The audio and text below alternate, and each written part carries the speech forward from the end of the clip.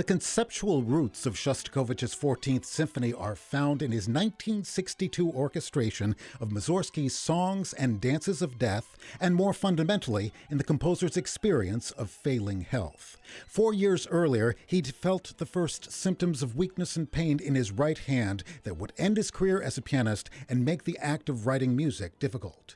This was the beginning of a cascade that included serious falls, long hospital stays, chronic pain, multiple heart attacks and strokes, diagnoses of polio, ALS, and finally, lung cancer, which was the proximate cause of Shostakovich's death in August of 1975.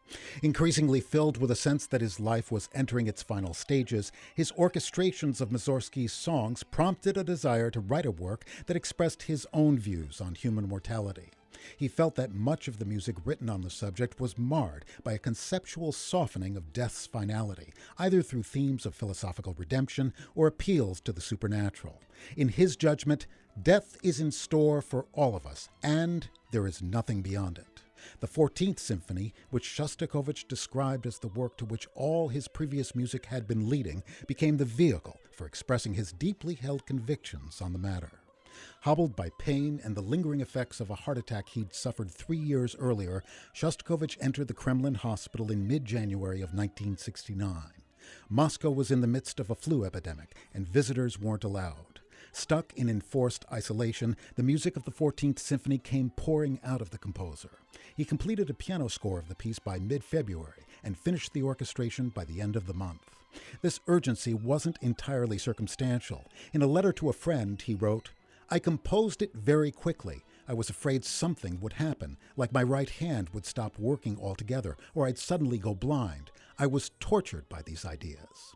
This anxiety continued as he planned the work's premiere, leading him to go with his second choice for soprano soloist because her schedule was light enough that she could learn her part quickly. As Shostakovich explained, "I'm afraid I'll die soon, and I want to hear this work."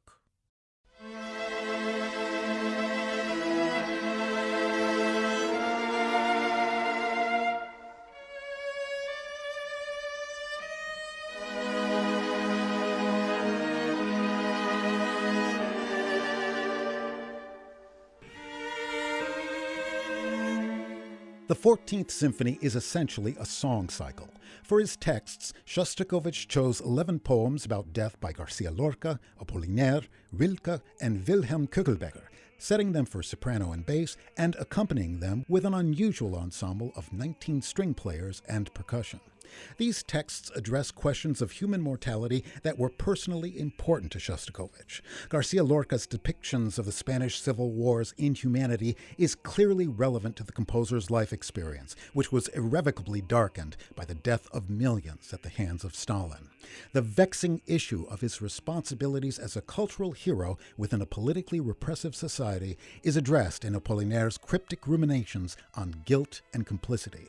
Rilke's poems articulate Shostakovich's belief in death's unalterable finality, and the exhortations in Köchelbecker's verse express the eternal wish of the artist to achieve a measure of immortality through one's work and the influence it may have upon future generations.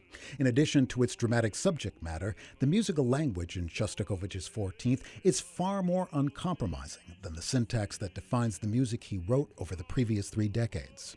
Although he had previously criticized 12-tone music as a dead end, so-called dodecaphonic techniques played a major role in his final works, and in this regard, the 14th Symphony marks his first full embrace of 12-tone procedures. Like Stravinsky, he adapted the technique to serve his expressive ends, using it to generate melodic and motivic material as well as tone clusters. This complex musical vocabulary is combined with an instrumental texture that emphasizes hard-edged clarity and sonic isolation, and it is the synergy of these elements with the work's poetic and rhetorical content that gives this symphony its particular expressive power.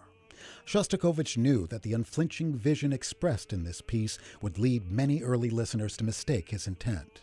With this in mind, he took the unusual step of willingly tolerating his extreme discomfort with public speaking and appearing before the audience at the work's premiere to explain that the 14th Symphony's message is not one of nihilism. Life is our dearest possession.